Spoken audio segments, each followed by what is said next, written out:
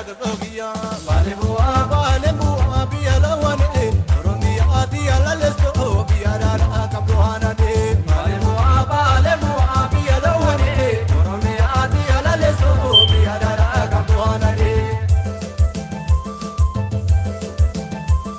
Evada Adao, Evada Adao, Evada Adao, Vena de Alcofe. Evada adadia, evada adadi, mina dora angatina azam nuramia.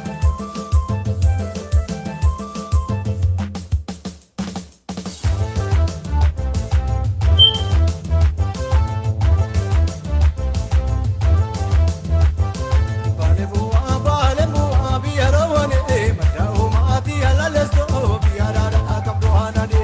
Balebua, biarawane.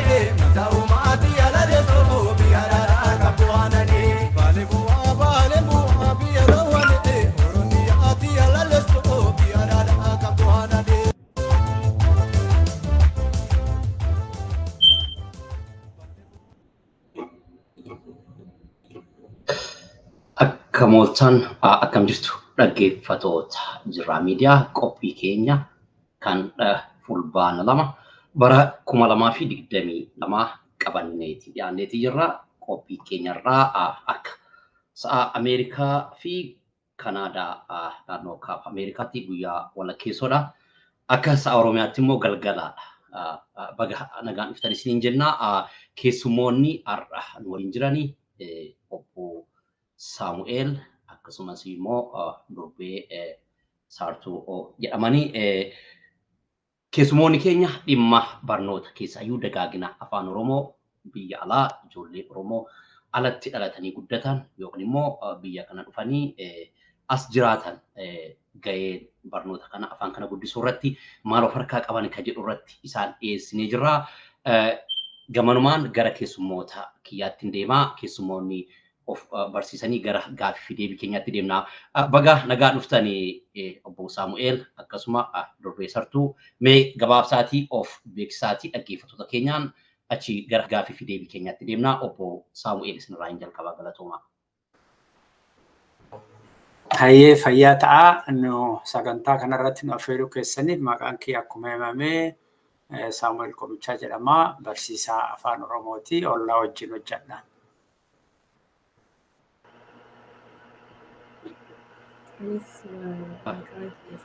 Galatooma barsiisaa Saamu'eel Sartuu dabaleen kan keeti. Affeera keessaniif galatooma maqaan kiyya Saartuu Muhammadiin jedhama. Barattuudha. Barsiisa keenyaa dhaga'amu si dhaga'utti hin jirru durbee Sartuu tarii sagalee dhaga'utti hin jirru ol dabaluu yaalii yoo sitti tura. Hayyee affeera keessaniif galatoomaan jedhe maqaan kiyya Saartuu Muhammadiin jedhama. Dhiifama dhaggeeffattoota keenya ani dhaga'u obbo Saamu'eel isin dhaga'uu jirtanii?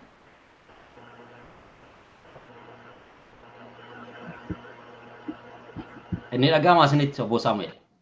Yaa sagalee xiqqa malee hin dhaga'ama. Sagaleen ol ka'uu qaba.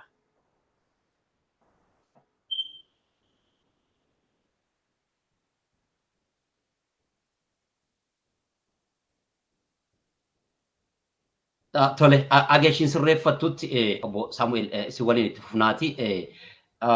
Amma mee sagantaa ollaa waliin akka hojjetaa jirtanidha. Gaheen keessan barsiisaadha. Barnoota afaanii kanarratti maal hojjechuu jirtanii? Agammaa maal hojjetaa jirtanii? Amma immoo karoora isin of harkaa qabdan maal fakkaata? Galatoomii obbo Guddataa afaan Oromoo biyya alaa biyya Ameerikaa yookaan Awurooppaa yookaan Awustiraaliyaa biyya Oromiyaan ala Afrikaa dabalatee jechuudha. Afaan Oromoo dhaloonni akka hidda isaa irraa hin cinne walitti sufiinsa irratti wal qabsiisuu irratti hojjechaatiin jirra. Beeknu hagam akka wanni hojjennu warra hojii kanarratti yookaan barnoota kanarratti hirmaatetu irra caalaa himuu danda'a silaa.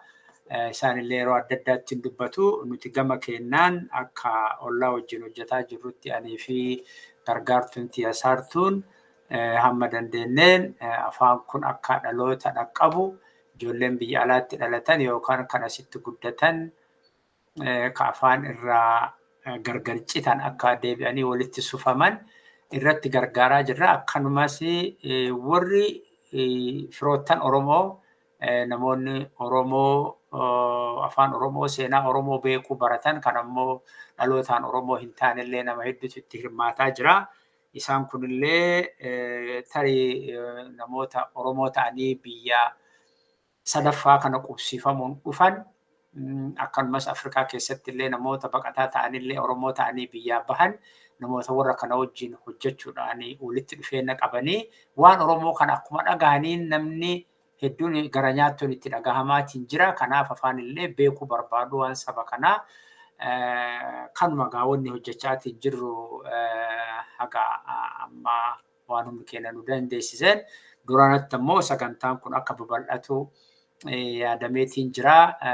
Isa kanarratti illee humna namaatiin illee sagantaallee karoora barnootaallee bal'isuun akka babal'ateetiin cimee akka itti fufiinsaan yookaan itti sufiinsaan deemu yaada qabna. Kanuma ammaa fi wanti jedhu. Fayyaataa obbo Saamu'eel Qomichaa gara Saartuutti deebi'a. Saartuu mee ati gaheen kee maalidha? Ollaa waliin barnoota afaan Oromoo kana keessatti maal hojjetaa jirta? Gabaabsitee of beeksisi galatoomii. Ollaa keessaan bakka lamatti dalagaan jira. Tokkoffaa barsiisa keenyaan gargaara barnoota kanatti fi hojiin kiyyaa barsiisaa fi barattoota walitti hidhuu yommuu gaafii qaban barsiisa keenyaan ibsaa yoo gaafii qaban ni gargaara. Barsiisaan waan yuus godhu waan fayyadamu ni poostiin godha. Lammaffaa ollaa keessaa bakka communications keessatti ni dalaga.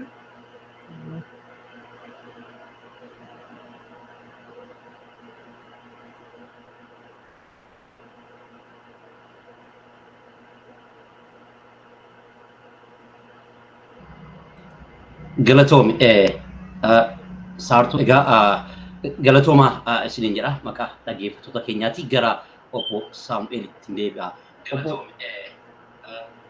Obbo Saamu'eel hojii afaan barsiisuu kana haala kanatti akkamitti jalqabdanii ka jedhutti mee adeemnu akkamitti jalqabdanii egaa akkuma beekamu ala kana barnoonni biyya kanaa biyyoota alaa afaan biyya kanaatiin akkasumas immoo ijoolleen Oromoo dhalatanii guddatan afaan isaanii duudhaa isaanii qabatanii akka itti fufaniif yaada jedhuudha. Mee isin akka nama tokkootti yookaan akka dhaabbata ollaatti akkamitti jalqabdanii?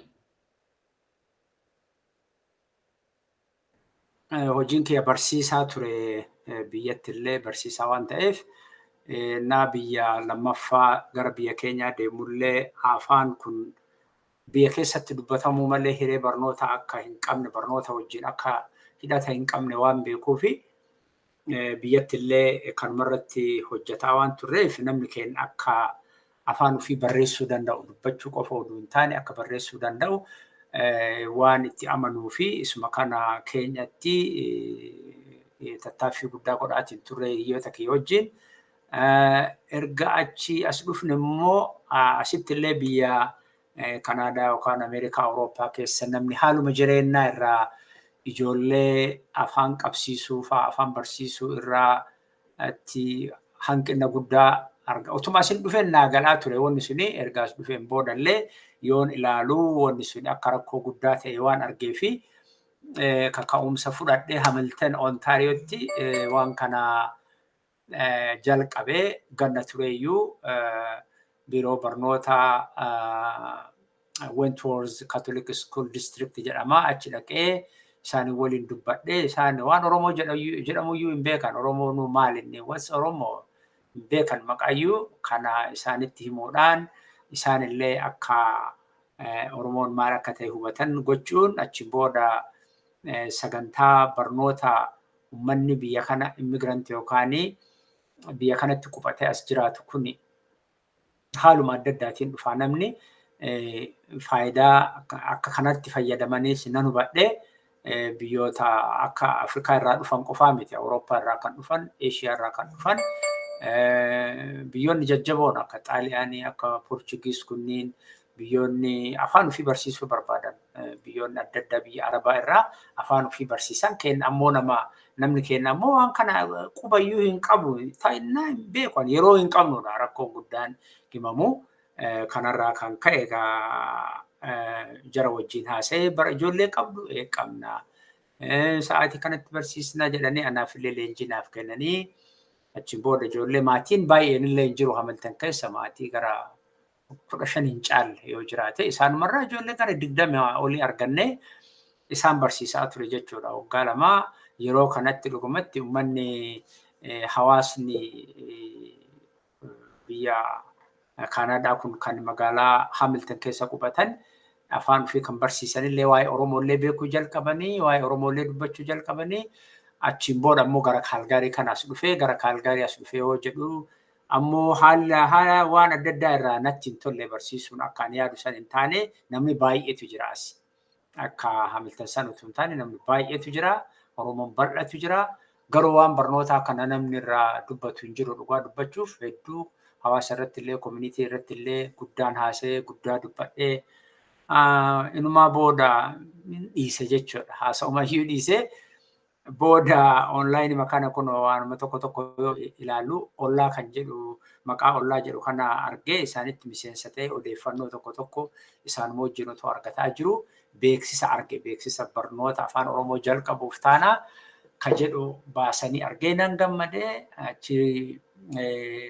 muuxannoo kiyya ogummaa kiyya kan agarsiisu isaanii fi rizmee ergee achi waliin hojjannaa jedhanii akkasitti jalqabne jechuudha akkasiin saartuu fa'aan illee wal barree nama hedduu wal barree dhugumatti amma waan gaariidha haala kanaan jalqabe jechuun hin danda'ama gabaabumatti.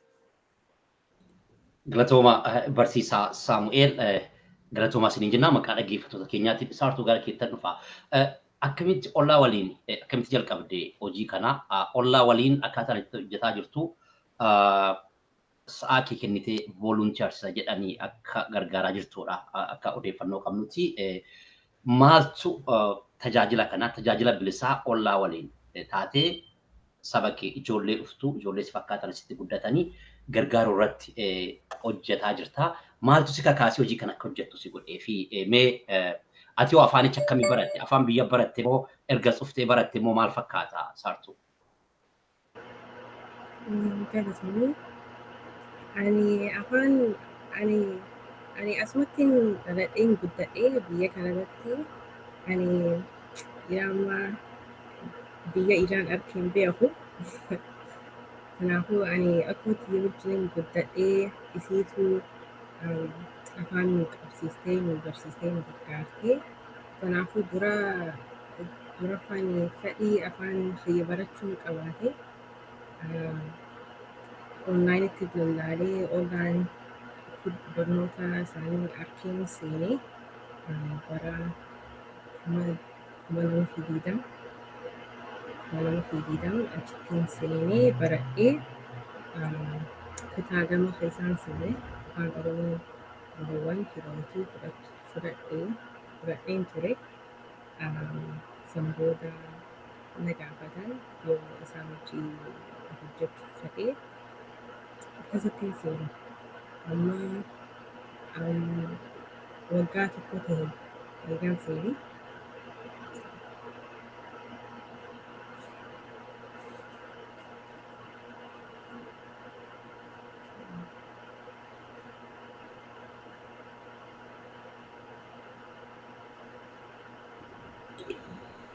Galatoomi saartuu xiqqoo sagaleen kee ammallee xiqqoo nu rakkisuu jira yoo dandeesse sagalee kee ol fuudhuu yaali yoommoo hin danda'amne homaa mitiiti itti fufnaati akkasumatti galatoomi egaa tajaajila afaan kana barsiisuu keessaayyuu koordineet gochuu irratti akka hojjetaa jirtudha barsiisaa Saamu'eel akka gargaaraa jirtudha ollaa Oromoo Advocacy Leadership Association jalatti galatoomaa isiniin jenna Obbo Saamu'eel gara keessanittan dhufaati.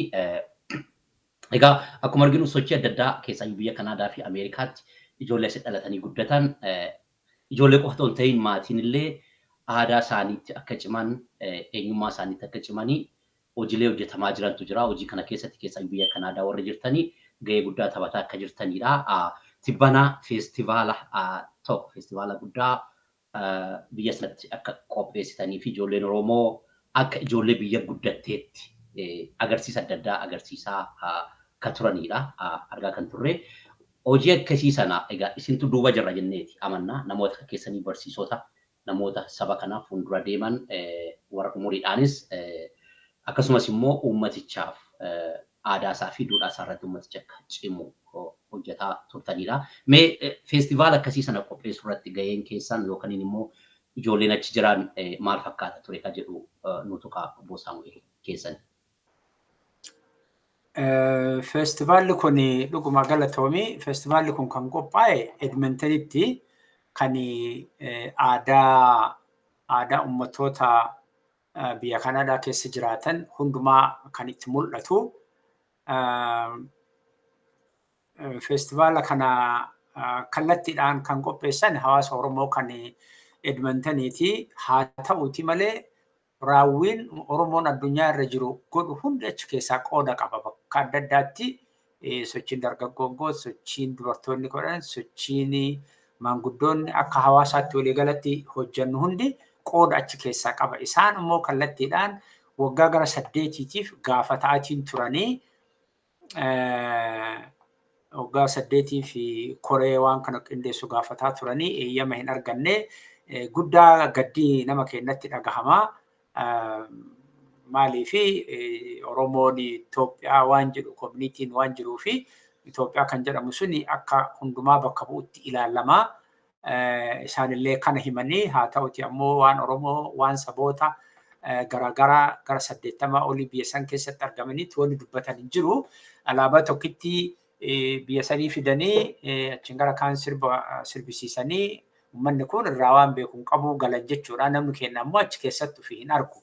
Inumaayyuu maal dhageenye yeroo tokko dubartiin tokko uffata aadaa Oromoo uffattee bakka walgahii san dhaqxeeti securityidhaan akka nama achitti hin barbaadamne yookaan akka nama illegal akka ta'eetti nama achitti bakka hin qabne tokkotti akka security'n achi warra tikaatiin akka ariisisan dhageenye jechuudha.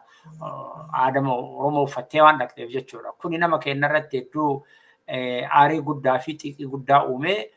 Ijoolleen keenya achi jiran haa dhugamatti haa ulfaatanii tattaaffii addaan hin cinne godhanii mallattoo walitti funaanuudhaan iyyannoo barreessuudhaan waan adda addaa propoozaala viidiyoon oduu hin hafne gargaaramuudhaan barana eeyyamni kennamee waamanii waajjiratti dhiifama isaan gaafatanii karantaanitti isin hubannee jedhanii achiin booda sagantaan sun qophaa'ee jechuudha. Sagantaan qophaa'ee suni biyyoota 85 haga 90 lakkaa'amantu argamanii ijoolleen Oromoo guyyaa 3 fi hirmaannaa baay'ee ho'aa ta'een addunyaa hunda tapsiisanii gammachiisanii dhugamatti taphaanillee tokkoffaa bahanii badhaasa argatanii kabajaa guddaan itti godhanii jiranii. Inni kun ammoo kan barnoota afaan Oromooti. Kanaaf galatoomaa jedhaani. Uummanni Oromoo hundi galata isaaniif galchuu qaba. Haa ulfaatanii mataa ol nu qabanii. Nullee sababa kanaan bakka sanitti argamnee Kaalgaarii irraa deemnee isaanii wajjin dhaabbannee guyyaa 3 kana waan dandeenyuun isaan gargaarree jirra. Isaanii wajjin waan Oromoo uummata addunyaatti himuudhaan filaayerii raabsuudhaan akka isaan agartanii tattaaffii isaan godhan san irkifnee jira jechuudha. Kuni kabaja Oromoon guututti argate malee waan koominiitii tokkoo qofaa yookaan koominiitii magaalaa tokkoo qofaa miti.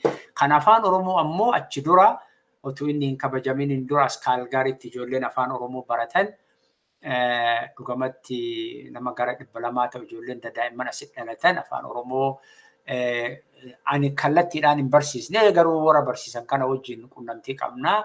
Karaa agartee gorsaan wal gargaaruudhaan waliin jirra. Global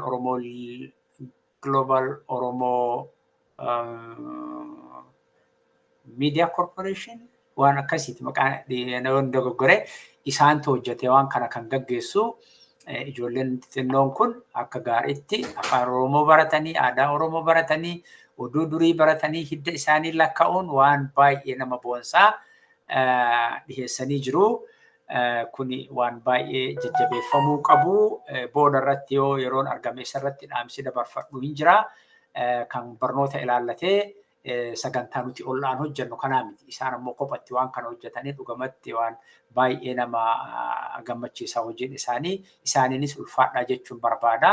Oromoon hundumtuu akka isaaniitti bal'aadha uummanni keenya beeka amma dhibba keessaa 60% jechuun yeroo lama baay'een uummata Kanaadaa jechuudha. Uummanni Oromoo kanaaf akka dhaloota keenyaatti akka hidda keenyaatti sagantaa isa fakkaatu babal'ifnee ijoolleen teenya biyya alaa namni baay'een waan jiruuf akka baratan akka ijoolleen teenya afaan baratan akka hiddi keenya walii hidhatu akka wal gargaarree hojjennu jedha ammaa fi nan dheeressee dhiifama.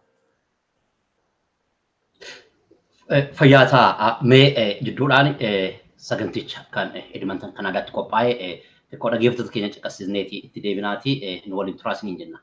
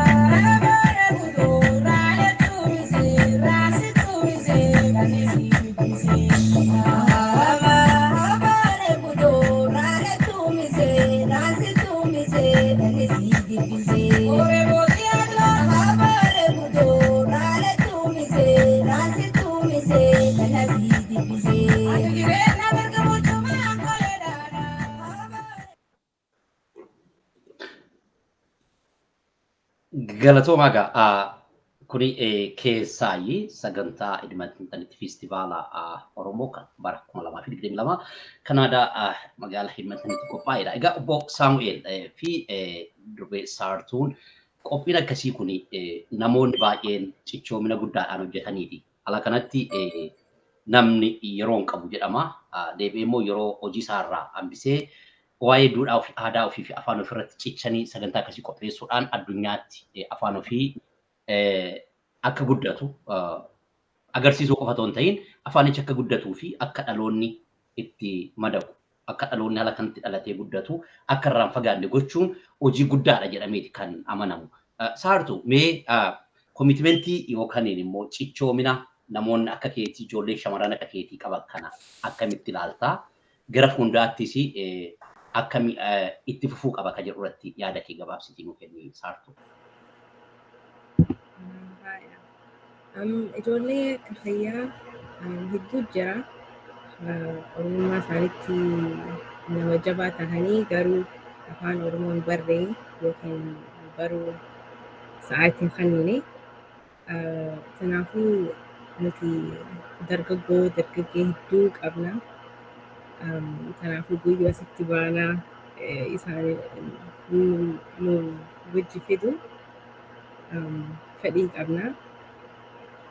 Dhugumattuu koomitimentii hedduu hin barbaachisu sa'aa 2 torbaanitti sa'aa takka 2-3 torbaanitti kanaafuu wiikendii sanbataa fi dilbatatti ta'a. Kanaafuu isaanis hoggaa gargaaran isaanis barachuu danda'an. So waan nama ta'a.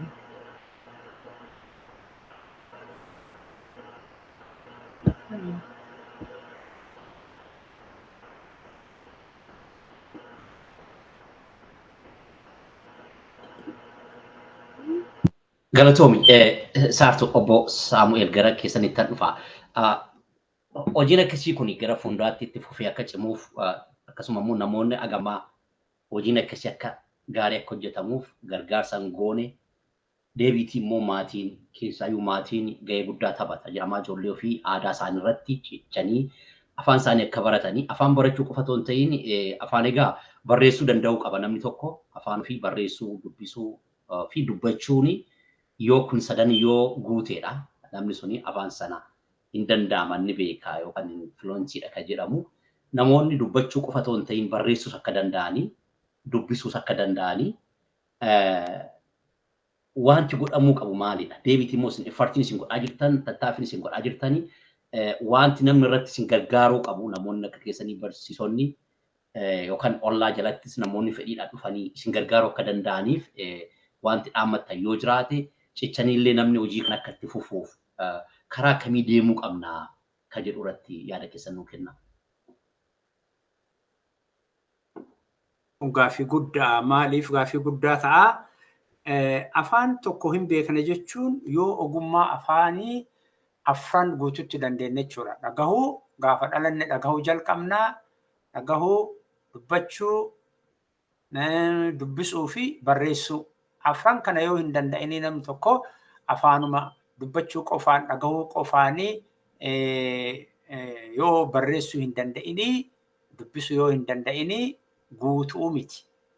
Aadaan hir'atee jira jechuudha. Maaliif bara afaan keenya ittiin dubbatamu san bira dabarreerra amma galata Rabbii galata qabsoo uummata Oromoo bira dabarreerra. Uummanni addunyaallee namoonni qorattoonni hedduun namoonni warri nu gargaaran jiru biyya adda addaa keessaa namoonni keenya akka gabra ta'anii gurguraman akka Onismos Nasiifaa akka Asteer Gannoo faa akka Bililee faa akka Ashuu Aagaa faa akka Fedhee faa jarri kun hedduu gumaachanii jiran yeroo isaaniitti bara dukkanaa san keessatti afaan Oromootiif gumaata guddaa godhan jechuudha. Afaan wanni isaan hojjetan barreeffamaan seenaan jira. Har'a dhaloonni amma jiru immoo maal godha kan jedhuuf waanuma amma nu hojjechuuf tattaaffii godhaa jirru kanarratti hirmaachuudha. Keessattuu gaafiin baay'ee shaggaa ta'uu isaa gaafii kana kaasuu keetiif si galatoonfadhaa. Abbootiin haawwatiin manatti afaan ni haasa'u. Fakkeenyaaf saartuun akkoo isiitti barsiiseeni akkoon isii hin haasa'an malee barreessuu hin beekane maaliif hiree barachuu hin arganne isaan rakkoo qabaataniiti miti afaan keenya afaan dubbatamu qofa waan ta'eef akkuma haadha tiyyaa haati isiillee akkoon isiillee afaan Oromoo barreessuu hin danda'an haasa'uu ni beekan afaan keenya sadarkaa isaa guuttatee addunyaa afaanota addunyaa wajjin dhaabbachuu akka danda'uuf maal gochuu qabna jechuudha barachuu danda'uu qabna. An dhugama isiniin jedhaa. Akkuma ijoolleen xixiqqoon nurraa citanii badanii nu jalaa fudhatamanii nu jalaa hawwataman jennee sodaanneef isaanitti rarraana jechuudha. Warri guguddaanoo amma nama tokko wajjin haasa'iiti bara dheengaddaa abboo barnuti bee warri ol cimoomne kunneen afaan Oromootiin akkama waltaan nagaa fayyaa jirtu jenneeti afaan Amaaraatiin xalayaa barreessinaa naan jedhe jechuudha. Kana egaa afaan Amaaraallee barachuu rakkina hin qabu. Afaan Amaaraallee maaliif dhimma ittiin baanaa bakka barbaachisutti rakkoo irraa hin qabnu. Garuu afaan keenya barachuu danda'uu qaba. Amma ijoollee miti maatiin barachuu danda'uu qaba. Kana wanni an dhaamu ilmaan Oromoo biyya alaa jiran maatiin Oromoo biyya alaa jiru cufti isaanii afaan Oromoo barachuu qaban. Ijoolleen isaaniillee yoo san jabaatanii baratu seenaa fi aadaa fi afoolaan waan beekanillee barreessanii nuuf ol kaa'u jechuudha. Namoonni kun namoota guguddaadha. Namoota umriin 50 60 achi oliiti. Namoonni kun baruu qabu. Amma warra qubee generation dhaloota qubee jennu kanatu biyyatti hiree barnootaa argate. Warri guguddaan akka kennaa kun hin arganne hiree barnootaa afaan Oromoo nuti dur gaaratti dhokataatiin baranne Cilaalutti. Dhugaa Rabbi gaaratti baranne jechuudha. Isa waliin argame yoo jedhe namni lubbuu isaattu bada. Kanaafi amma san bira dabarre afaan addunyaa guutuurra aduun nu baatee waan jirtuu fi maatiin barachuu qaba. Amma xiyyeeffannoon ollaan illee karoorri inni gochuu qabu dhugama yeroon hojii namaa hin kennu waan adda addaatu jira. Haalli dinagdee biyya kanaa namni yoo mana kiraa jiraata namni baay'een mana hin qabu. Kanaaf yoo kiraa mana ji'a tokko hin kafalin keessaa nama ari'an. Kanaaf namni hin hojjeta. Hin beekna rakkoon yeroon gabaabdu. Garuu afaan keenya barachuuf nama hin dhoowwu kun. Hojii hojjechuun afaan keenya barachuu nama hin dhoowwu jedhee yaada. Sagantaan akka ta'etti mijeeffatanii guyyaa sanbattanii hojjannaa jimaata guyyaa kaan nu godha jechuun irra nu tolchaa nu qabsiisa jechuun hin danda'ama. Maatiin afaan Oromoo barachuu danda'uu qaba. Namoonni ga'eessonni namoonni guguddatan afaan Oromoo barachuu qaban. San malee wanni agartee akka biyyaatti agartee akka sabaatti wanni yaadnu hundi yoo afaan yoo hin jirre wanni hundumtuu hin jiru. Nama tokko ija isaa hidhanii afaan isaa hidhanii bakka tokko geessuun hin danda'amu. Afaan isaa sammuu isaa keessaa balleessuun hin danda'amu.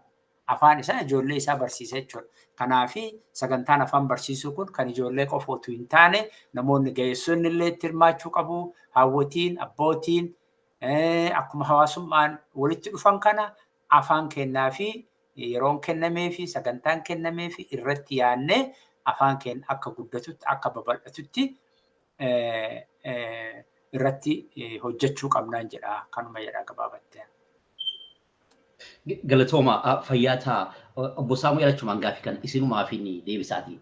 Afaan Oromoo katabuu dubbachuu fi dubbisuu keessatti namoonni afaanichayyuu akka gaarii beekna jedhan keessaa warrumti dhaloota qubee ta'anii kaanis immoo afaanicha erga afaanichi afaan biyyattii ta'e afaan hojii keessaa Oromiyaa keessatti afaan hojii ta'e ofii isaaniitiif barsiisuudhaan tattaaffii godhaa warra baratantu jira. Ammallee dadhabinsi afaanicha akka gaarii katabuu qubee irratti dogoggoraatu uumama yeroo baay'ee. Namoonni afaanicha fixee beekna jedhanii qubee irratti dogoggora qubeen gabaabaa qubee laafaa jecha laafaa gabaabaa dheeraa jabaa irratti hanqinatu jira. Hanqina akkasii sana furachuudhaaf yookaan fooyyeffachuudhaaf tarii pilaatfoormiin isin qabdan kun furmaata ta'a namoonni dhufanii barachuu irratti sadarkaa sana beezikii barnoota afaanii isa gadii irraa gara advaansii ta'etti ol siqxanii karoora akkasii jira namoonni akkasii barachuu barbaadanii fooyyessuu irratti galatooma. Dhugama amma waan tokko ani inuma kaasuu kan qabu ture mana qaabsiftee galatoomi.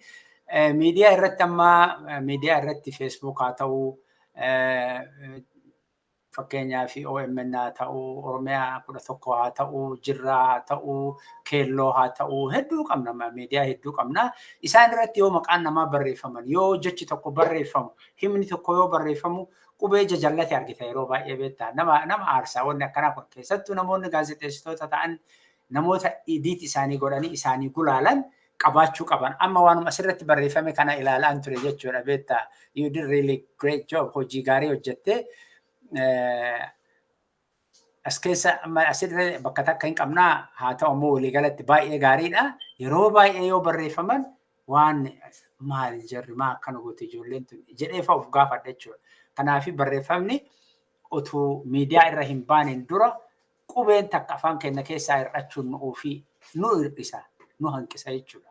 Kanaaf isarratti editoriyaal warri gulaalan akka sirriitti agartee yoo barbaachisaa ta'e illee maal tuutoriyaal walii kennuun wal gargaaruun hin danda'ama. Afaan keenya gatii guddaan as ga'e qubeen takka yoo keessaa hir'attu akka salphaatti hin ilaalu jechuufi. Kanaaf waan gaarii jettee miidiyaa irratti yoo barreessitan amma gaarii barreessitee jirta asirratti garuu bakka takka hin jirti qubeen takka mata argee ture. Kanaaf waliigalatti wanna barreessinee asirra maxxansinu miidiyaa irratti yoo gabaasa dhiyeeffamu yoo wanni adda addaa barreeffamu sirriitti gulaalamuu qaba. Kun maal eegaa qulqullina afaanillee eegaa yoo dhabne jecha guutuullee itti fayyadamuu dandeenya jecha barreeffama keessatti jecha tokko Ingilish galchuu dandeenya. Afaan French galchuu dandeenya kama feene jechuudha. Garuu afaan Oromoo ammoo haga danda'ameen akka qulqullinni isaa eeggameetiin deemu oduu irratti xiyyeeffannaan kennamee baay'ee gaarii jechuu fi waan gaarii kaaftee galatooma guddataa. Galatooma Fayyaataa saartuu gara keettan dhufa. Mee egaa ollaa gargaartuu afaan barnoota afaan Oromoo irratti gargaartuu barsiisaati. maal qabdani deebiti immoo atiin coordinate akka gootus quban qabaa akka qindeessituu sagantaa adda addaa barnoota departmentii barnoota akka olla irratti karoorri keessa maaltu jira gara fuulduraatti. Karoorri keenya gabaabatti afaan Oromoo bal'isuuf akka warri ijoollee fi ga'eessotaa biyya alaa jiranii nu wajjii dhufuu barachuuf kanarra galeenya. Beekamaa jenna akka eenyummaa isaanii haa jabeessanii afaan keenya haa guddisuu haa dabalatu jenna.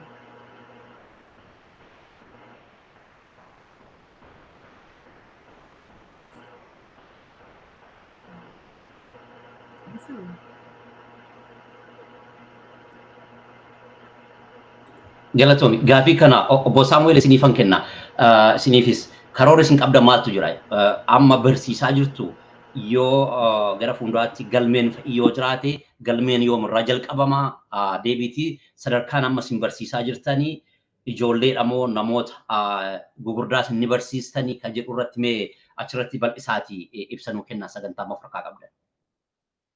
Amma barsiisaa jirra galatoomii obbo Guddataa barsiisaa jirra kan barsiisaa jirrullee sadarkaa level 2 jenna. Level 2 jechuun warri jalqaba baratee kan itti aanu jechuudha. Isa kanaafillee galmeenillee baheetiin jira yeroon isaa karoorri lafa kaa'amee jira. Ollaa.org bakka jedhu yoo seenan arguun ni danda'ama yookaan ammoo siifillee sii raabsinaatillee nu raabsuu dandeetta. Achirratti galmeen amma itti aanu warra ga'eessotaa galmeen isaanii ga'eessota jalqabaa jechuudha. Ga'eessota jalqabaa fulbaana 17tti raawwataa. 17 irratti yoo raawwate 24tti jalqaba barnoonni jechuudha. Kanaafi namni akka galmaahu haga danda'ameen dhaamsa dabarsaa jira bakka hundatti walgahii irratti illee amma torbee darbellee ayyaanni Oromoo asii Kaalgaariitti kabajamaa ture. Isarratti illee akka gaariitti labsinee jirra. Namni galmaa jenneetii yaadna. Maaliif wanni kana goonuu fi ammallee biyyi afaan malee hin yaadamu, aadaan afaan malee hin yaadamu, seenaan afaan malee hin yaadamu, afaan malee wanni yaadamaa hin jiru. Hiriyyaa kiyya tokkotu amma biyya jira, biyya Ruusiyaatti barateera, nama barnoota guddaa qabu. Warri Ruusiyaa kun dur yennaa biyyi keenya Minilik biyya keenya irratti lola gaggeessaatiin ture, warra gargaarsa godhaatiin ture keessaa tokko. Laayibraarii isaanii keessa wanni Oromoo wanni barreeffame lakkoofsa hin qabu naan jedhe. Inni afaan isaanii baratee innillee barreesseera afaan isaaniitiin kitaaba afaan keenyaallee waa hedduu hojjeteetiin jira ammallee irra jira. Laayibraarii Ruusiyaa keessa muuziyeemii Ruusiyaa keessa wanni afaan Ruusiyaatiin wanni Oromoo kan barreeffame lakkoofsa hin qabu naan jedhe. Maaliif jarri kun yeroo san jalqaba irratti waan biyya keenya dhufaatiin turanii fi waan hedduu barreessanii lafa kaa'anii jiru. Afaan eenyummaa nama tokkoo saba tokkoo argisiisuuf, calaqqisiisuuf, mul'isuuf kan fayyadu meeshaa isa guddaa jechuudha. Afaan malee wanni yaadamu tokkoyyuu waan hin jirreef afaan keenya ammallee ijoollee akkuma jennu ijoollee daa'imman irratti amma xiyyeeffannoo goonee jirra. Asitti barsiisaatiin jiru. Jaarmaan amma duratti dubbannee inni maddiidhaan hojjetus hin jira. Akkanuma ammoo jaarmoonni kan biroollee ijaaramuu danda'u. Namoonni ogummaa kompiitaraa qaban, ogummaa kana qaban, jaalala sabaa qaban ijaaranii uummanni bal'aadha uummanni keenya. Sagantaan akka kanaa ollaan hojjetu yookaan kan biroo 2-3 utuu hin taane 10 uduu ta'eyyuu barbaachisa. Maaliif namni hedduutu jira. Namni kan hiree kana argachuu hin dandeenye hedduu waan jiruuf barbaachisaa. Kanaafi babal'achuun sagantaa afaan Oromoo kun gara ollaatiin illee amma barsiisota illee dabalaatiin jiranii. Kanaaf akkana fakkaatutti namni hedduun itti hirmaata jedheetiin yaada. Keessattuu dargaggoon adalti ta'an ga'eessonni. Dargaggoon ga'eessonni waggaa 40 namni 40 illee ga'eessa jedhama malee dargaggeessuma. Haga waggaa 50 achi ol ka jiran kun hundi barachuu qaba. Namni keenya dhiiraa dubartiin afaan irratti sirriitti dhimmanii yoo jedhan wanni isaan seenaa irraa hin beekne illee waan baay'eetu jira. Barnootaan wal hidhatee kan isaanii barachuu danda'an. Kan ofiillee barreessan, kan ofii mataa isaanii keessa jiru kan barreessanii lafa kaa'anillee waan hedduutu jira. Kanaaf sagantaan kun nullee babal'isuuf yaada qabnaa. Akkuma kana ammoo namoonni biroollee oduu kakaa'umsa godhatanii fudhatanii utuu afaan kana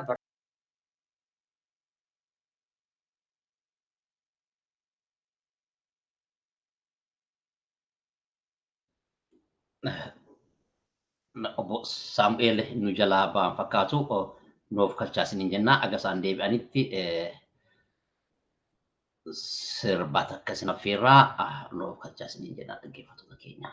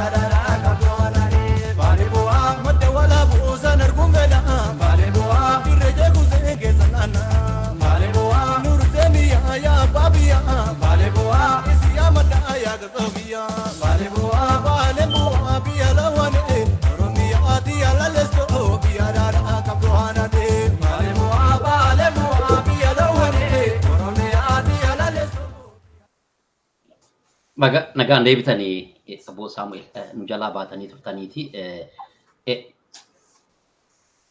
itti fufaatii waan dubbii afaanii qabdan xumuradhaa. Mee maal ture gaafiin kee? Keessaayyuu sagantaa akka walaatti maal of harkaa qabdanii barnoota leevilii akkamii fa'i barsiisaa jirtu karoora isin qabdan maaltu jira akka jedhudha. Karoora qabnummaa ammaaf ka qabnu kan ga'eessota lammaffaa barsiisaatiin jirra isa xumuraa jirra. Kan amma itti aanu kan beeksisni bahe kan ga'eessota sadarkaa tokkoffaati level 1 adult class jedha. Isa ollaa keessa seenanii miseensa ta'uudhaan warri waggaa 14 olii 15 irraa haga daangaa hin qabu 50 60 70 illee ta'uu danda'a walitti baratan jechuudha. Sagantaan kun duratti jidduun hin cite malee akka jedhaatiin turetti babal'inni isaa ijoollee daa'imman yookaan qeerroo yookaan ga'eessota jiddugalaa qofa oduu hin taane haatini abbaan illee warri ijoollee qaban warri ijoollee guddisan afaan keenya barachuu qaban. Yoo afaan keenya baran seenaa ittiin barreessu seenaa ofiillee ittiin barreessuu danda'u kan maatii isaanii ittiin barreessuu danda'an kan aadaa tapha ijoollee hibboo oduu durii waan adda addaa waan ijoolleen irraa ittiin taphatan kana hunda waan afaaniin itti himan barreessuu illee waan danda'aniif amma xiyyeeffannaan dhugumatti ijoollee yookaan dargaggoo oduu hin taane maanguddoon illee abbootiin illee kanarratti hirmaachuu qaban jedheetii yaada baay'ee barbaachisa. Yoo afaaniin hin dandamanne wanni hunduu hin dandamata. Amma namni waan lafaafa dubbataa lafti uguruun dhaqu bara lafti uguruun dhaqu kabadee hin deebine afaan. Afaan nama keessaa mataa namaa keessaa yoo bade yoo ijoollummaatti hin baratini baay'ee rakkisa. Namni hin saalfata nama guddaa yoo ta'e qaaniif itti dhagahama dubbachuun illee nama dhiba. Kanaaf be a child to be a champion jedhaatiin amma warra ga'eessotaa kana kan barsiisu akka daa'immaniitti jechuudha. Kanaaf itti hirmaachuu qaba maatiin barachuu qaba ollaan illee sagantaa kana babal'isuu irra jiranii akkuma kana namoonni kan biroollee kan miidhamni aadaaf afaan kennaa itti dhagahamu sagantaa qopheessanii teknooloojiin yaada ture namni barate bakka hundaa jira sagantaan kun babal'achuu qabaa ollaan illee kana wayyeessutti jiranii jira kanuma dabaluuf galatooma. Galatooma egaa obbo Saamu'eel tarii kanuma wal qabatee biyyatti afaan Oromoo barsiisuu irratti keessaayyuu Finfinnee keessatti warra mootummaa biltsiginnaa Oromiyaatiin keessaayyuu bulchiinsi magaalaa Finfinnee sagantaan barnootaa kun akka jalqabamu irratti ijoolleen magaalattii keessatti manneen barnoota afaan Oromoo baratan keessatti afaan Oromootiin faaruu akka faarfataniif eeyyamnee turre jedhanii eeyyamuu irratti keessaayyuu warri guddina afaan Oromoo barbaanne fuuldura dhaabbataa turan. Obbo Saamu'eel eenyu kamiiti maal isinitti dhaga'ame mee gabaabsaati. Waan akkasirratti ijoolleen afaan isaaniitiin mana barumsa isaaniitti biyya abbaa isaanii biyya haadha isaanii irratti yoo faarfatan barachuudhaaf yoo yaalanitti warri waan akkasii fuuldura dhaabbatan kun nagaa isaaniitii nagaa qabu ka jedhu gaafii kaasa. Akkam laaltanii turtan? Ani dhugaa maal akka isaan yaadan hin beeku na gaddisiisallee beektaa wanni akkanaa kun amma biyya alaa kanatti nuti afaan keenya barsiisu afaan keenya amma yuunivarsiitii yoo barsiisuu danda'e namni nu dhowwu hin jiru. Ani akka see'utti gaa hin beeku ani sababaan isaa yoo afaan waliitii bakka kennuu dhabuufa yoo hin ta'ini malee wanni afaan Oromollee afaan biroo miidhu waan jiru natti hin fakkaatu. Biyya tokko qabna biyya keenya keessatti sabni hundumtuu aadaaf afaan isaa yoo guddifate waluma biraa tolla malee waan nama fokkisnu waan jiru natti hin fakkaatu. Ijoollee akaakayyoota qaba. Ijoolleen akaakayyoonni kiyyaa kuni ante anchiin hunjetti ijoolleen hin beeknu jedhani galanii. Waan isaan hin beekneef immoo amma ijoolleen kun hin rakkatan jennee waan tokko itti himuu jalqabnee jirra. Afaan Daanaanesh akkam jirta? Daanaanesh jechuun akkam jirta jechuudha mucaa dubaraatiif. Daanaane akkam jirta mucaa dhiiraatiif. Akkas jedhaa nagaa gaafadhaa jennee itti himna jechuudha. Maaliif ijoolleen kun hiriyoota isaaniitiin waliin baratu wal dhaban yoo wal dhaban ammoo tokkoffaa adda citu. Kan baratan ijoolleen kun ijoollee warra adii warra biyya kanaa wajjin baratu isaan bifaan wal fakkaatu afaan walii ammoo hin beekan. Yoo afaan walii baratan maal rakkoo qabu? Maal rakkoo hin qabu bara. Oromiyaan Finfinnee keessatti afaan Greek school ka jedhan jira, Italian school jira, afaan adda addaatu barata. Faransaay Lisee Gabra Maariyaam jira, afaan warri Jarman illee hin qaban na fakkaata. Afaan Arabaa jira. Maaliif afaan Oromoo baratamuu hin dhoggama? Kun cubbuu Waaqayyo illee hin jaalatu waan akka kanaa kana gaarii natti hin fakkaatu. Maal akka isaan yaadan ani hin beeku garuu kun egaa asiin dura akkuma bara 1930 irraa qabee Hayila Sillaaseen afaan Oromoo seeraan waan dhoowweef ammallee seerri suni kan amma 92 booda bara TPLF saboonni afaaniin baratanii jedhan san jijjiiranii isa duraa sanitti deebisuu fi waan yaadaniif sunillee gaarii miti nu gargaaru. Uummata waliin jiraatu yoo waliin jiraanne gaarii wal kabajaa isatti nu gargaara. Amma isaan afaan keenya hin jaalatan jennee yoo ijoolleen tiyya yoo afaan Amaaraa ijoollee afaan Amaaraa wal dubbachuu barbaadan isaanitti hin himu jedhuan. Isaanitti himuu dara jira. Isaaniin gadoon bahu bara. Yoo ka beekan ta'e nu akka afaan namaallee hin jibbine kunuu fakkeenya isaaniif ta'a jechuudha. Afaan keenya kabajaa akka argatu barbaanna malee afaan Amaaraa irraa jibbaan qabnu. Nullee bara harka nu dhaanaa harki na dhiigaatiin baradhan. Afaan Amaaraa beekuu kiyyarra itti fayyadame malee waan na miidhe hin jiru. Miidhaan isaa yoo afaan Oromoo qofa baradhee afaan kiyya gati jechuudha.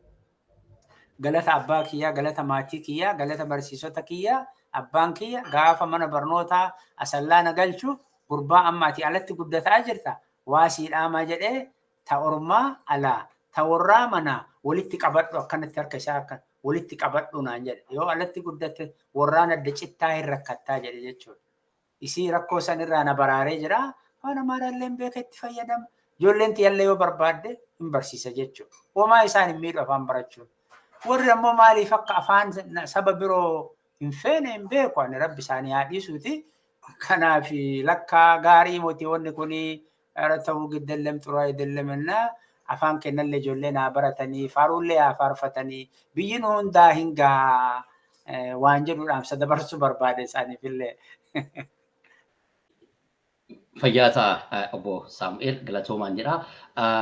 Saartuu isa dhumaatii ergaan ati qabdu yoo jiraate keessaa yoo hojii ollaa waliin hojjettu irratti wanti namni kana godhaa akka isaa goonu jettu yoo jiraatte wanti dhaammattu yoo jiraatte carraan kan keeti. Dhaamsanii qabu ijoollee warra biyya alatti guddatanii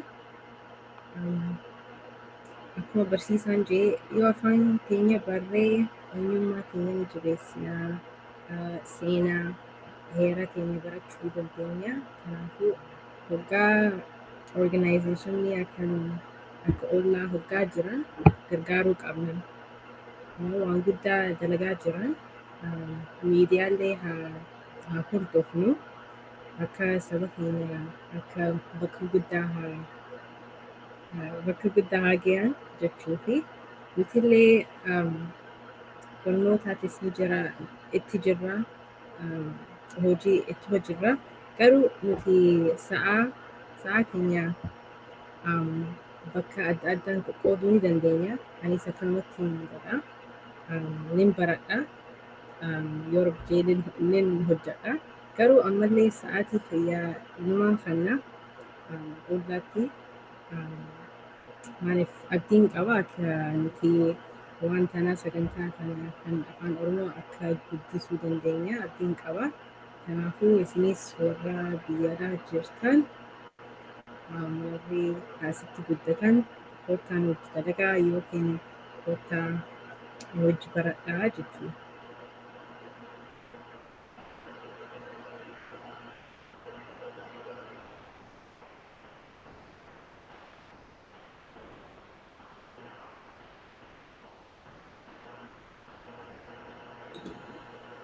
Fayyaati galatoomii saartuu obbo Saamu'eel isiniifis isa dhumaa wanti dhaammattan yoo jiraate carraan kan keessan tarii waan xafe jettan akka ollaattis yookaan immoo afaanicharratti dagaaginsa afaanicharratti namni maal gochuu qabaa kan jedhu carraan keessan. Gaariidha dhugumatti dhaamsi ani qabu afaan sa'a abbaan gaafa cabsee ormi hin qalaa jedhan. Afaan keenya yoo nuti ittiin yoo kabajaa hin kennineefi namni nu kabaju hin jiru. Amma nama afaan Oromoo nu biratti baratutu jira saahibni Oromoodha Norway irraa namni kuni namoota biyya biroo irraa biyya keenya illee dabalatee qubsumaanii kara Norway kana qubsiifaman waliin hojjetaa. Maaliif biyya na dhuftan waan jedhu namarraa yoo dhagahu dubbiin Oromoo kun hedduu akkimaatikii akkana ta'ee anallee akkana ta'ee jettee waan ijoolleen himattu kanarraa itti dhagahamee waan Oromoo baruu jalqabe jechuudha. Amma afaan Oromoo barata. Afaan Oromoo yoo baratu kana afaan Oromoo kana nan jaaladha. Aadaallee nan jaaladhe jedhe jechuudha. Maqaallee maqaa Oromoo naa baasaa jedhe. Maqaa isaa hiikaa afaan isaatiin qabu nutti himee maqaan isaa kun ifaa waliin deema. Ifaa wajjin. Kanaafi maqaa amma mana barnoota daree keessatti dhiyeessinee maqaa isaatiin kan walgitu maqaa baafneef jechuudha. Hin gammadee maqaa isaatiin waamu. Ani na ajaa'ibsiisa. Inumaa bira darbee ijoolleen Oromoo kan Noorweetti guddatan kan afaan hin beekne jiran maaf hin barree afaan keessan afaan shaggaadhaa afaan keessan afaan gaariidhaa jedhee isaanitti himaa naan jedhe. Tokko tokko hin barraa naan jedhu tokko tokko immoo I don't have time yeroo hin qabu naan jedhanii jedhe. Natti dhagahamaa jedhe beek.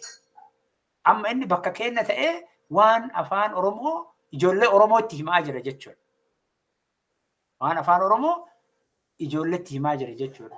Kan namni nuuf agartee gara nyaattummaan itti dhagahamee waa'ee afaan keenyaa ijoollee keenyatti nuu himu nuti immoo hammam waa'ee afaan keenyaa ijoollee keenyatti himaa jirra. Hagam walitti himaa jirra. Saahibban dargaggoon hagam walitti himaa jirra. Dhiiraaf durbi hagam walitti himaa jirra. Afaan keenya guddisuun eenyummaa keenya guddisuu akka ta'e. Sababaan heriteejii Edmonton irratti afaan Oromoo itti agartee aadaan Oromoo itti jaalatamee fi waan ijoolleen tana tolchitee bareechitee taphatteef jechuudha. Waan biraati miti. Tolchanii bareechanii biyyoota achitti walgaan gara 90tti lakkaman keessaa tokkoffaa ba'an jechuudha ijoolleen kun taphaan akka ajaa'ibaatti. Waan keenya ta'ee fi miti irra deemnee ilaalaa turre hundi isaaniitu isaan illee dhufanii ilaalaa turan. Kanaafi afaan waa hundaafuu utubaadha. Afaan doonii aadaa baadhatee deemu jedhama. Afaan yoo hin jirre homaa hin jiran. Biyyallee hin yaadnu, namallee yaaduu hin dandeenyu, aadaallee yaaduu hin danda'amu jechuudha. Kanaafi afaan keenya akka babal'atu ijoollee afaan kan baratu ijoollee qofa jennee akka hin yaadne. Saartuun akkoo isiillee naa fiduu qabdi amma akkoollee nan barsiisan. Akkooteellee hin finna. Akkoolee hin finna. Akaakayyuullee hin finna. Ga'eessota hunda hin finna. Anillee saahiba tokko qabaasi. Abbaa qubee kan jedhamu amma isallee akka galmaa'uun godhaa hin barsiifna. Naayiroobitti illee barataa ture. Kanaafi daangaan qabu barnoonni daangaan qabu no age limit jetti faranjiin barnootaaf daangaan hin jiru namni itti hirmaate akkuma sadarkaa isaatti barachuu danda'a ijoolleen ijoollee wajji ga'eessota maanguddoon maanguddooti. Ga'eessota jiddu galaallee kophatti yoo barbaachisaa ta'e barsiisuun hin danda'amu.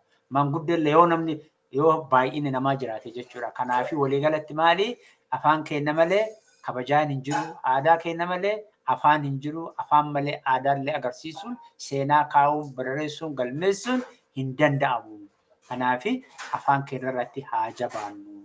Afaan waa hundaafuu ija arfiidha. Afaan yoo afaan hin jirre homaa hin jiranii.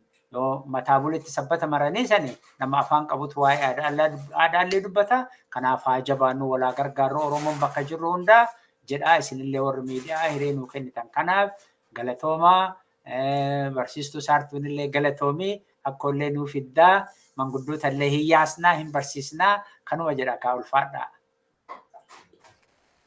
Baay'ee gaariidha gaa ulfaadhaa wanta jiraa miidiyaa dhuftanii waa'ee afaan aadaa fi akkasuma immoo hojiitti jirtan sagantaa ollaa waliin qabdan wanta nu dhageessiftaniif maqaa dhaggeeffattoota keenyaatiin galatoomaa isiniin jenna. Galatooma Obbo Saamu'eel galatoomii saartuu.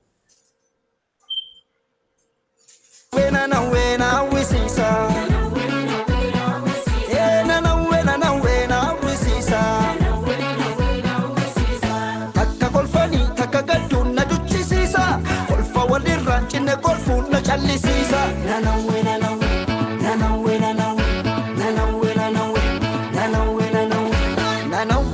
Wena wisisa kolfa walirraan cinne kolfuutu cabaa koonaa deebisa.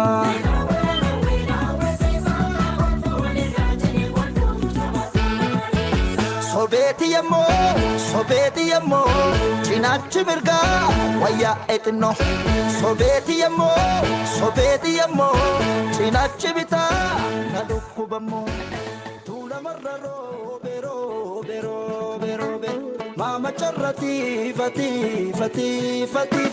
mama charraro be tula marrati fa kappi walkitena yo madanu basa tula marraro be mama charrati fa karabbi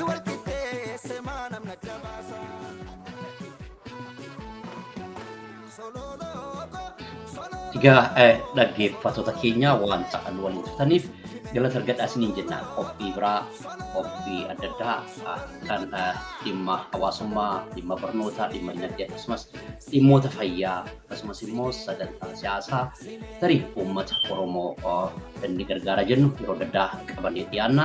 Qophii keenyarraa kan sagantaa barnootaa afaan Oromoo irratti keessummoota nama laman waliin turan asuma irratti xumurraatii sagantaa biraatiin egaa walitti deebinutti fayyaa taasiniin jenna galatooma.